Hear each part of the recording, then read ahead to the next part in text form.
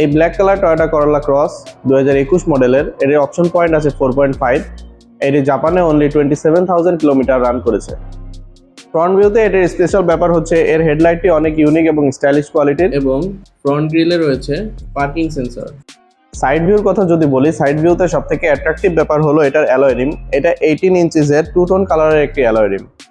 করোলা ক্রসে আপনারা পাচ্ছেন very reliable 2ZR FXE সিরিজের 1.8 লিটারের একটি ইঞ্জিন।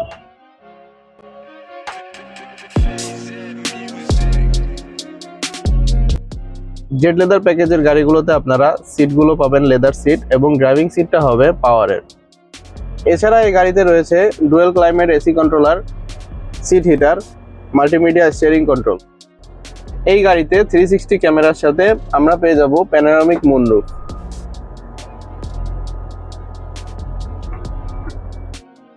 এই করোলা ক্রস গাড়ির ফুয়েল ট্যাঙ্ক হচ্ছে 47 লিটার ক্যাপাসিটির এবং এই গাড়িগুলো আপনাকে 16 থেকে 22 কিলোমিটার মাইলেজ দিয়ে থাকে। এটির ব্যাকডোর হলো পাওয়ারের এবং ভেতরে আছে হিউজ কার্গো স্পেস।